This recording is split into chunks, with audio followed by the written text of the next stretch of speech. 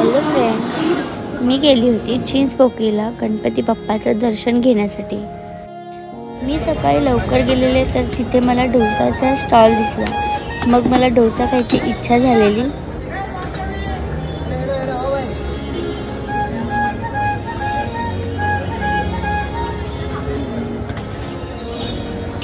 मग मी घेतला एक मसाला डोसा।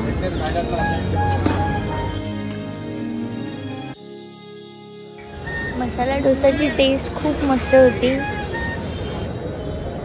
सर्वप्रथम मी गेले चिंचपोकळीच्या चिंतामणी बाप्पाचं दर्शन घेण्यासाठी।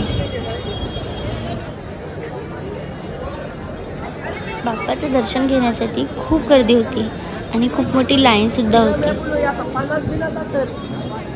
इतकी गर्दी असताना मला एक्सपेक्टेड नव्हतं की माझं दर्शन इतक्या लवकर होईल।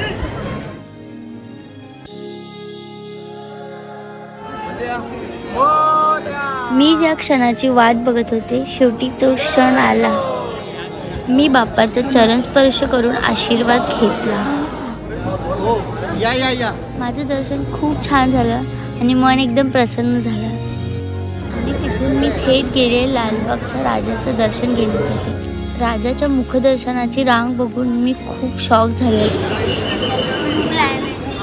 लालबागच्या राजाचा दरबार खूप सुंदर सजवलेला, खूप मस्त वाटत होता।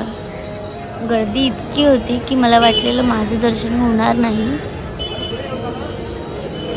लालबागच्या राजाच्या कृपेने माझं दर्शन काही क्षणातच झालं। त्या गर्दीत लाईनमध्ये अर्धा एक तास वाट बघितल्यानंतर माझं लालबागच्या राजाचं खूप सुंदर मुखदर्शन झालं।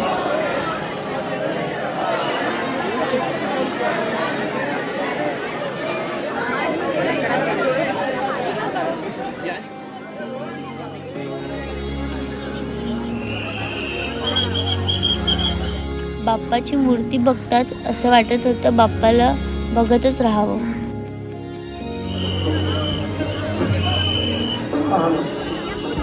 दर्शनासाठी खूपच गर्दी होती, पण दर्शन घेताच मन प्रसन्न झालं। दर्शन झाल्यानंतर मला लाडूचा प्रसाद भेटला आणि प्रसाद खूप मस्त लागत होता। पुढे मी गेले मुंबईच्या राजाच्या दर्शनासाठी।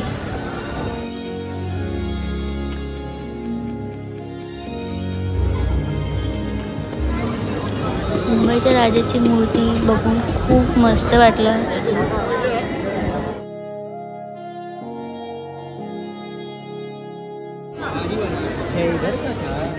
बाप्पाचं दर्शन खूप मस्त झालं, खूप प्रसन्न वाटलं।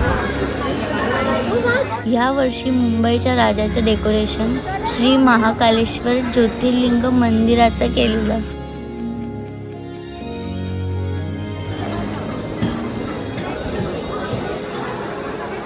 मला तिथे उज्जैनच्या महादेवाचं दर्शन झालं।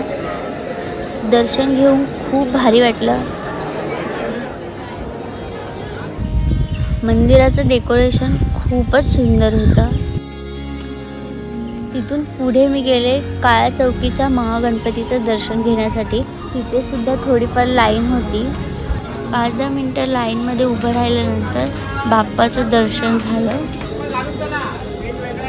बाप्पाची मूर्ती दिसायला खूपच गोड होती। इथलं डेकोरेशन पण तुम्ही बघू शकता, खूप अप्रतिम होतं।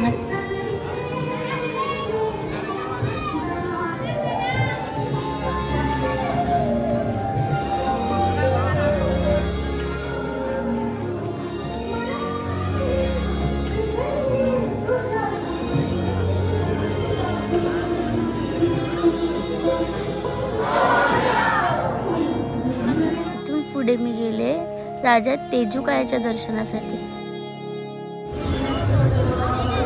राजा तेजूकायाची मूर्ती खूप सुंदर होती। ही मूर्ती इको फ्रेंडली होती।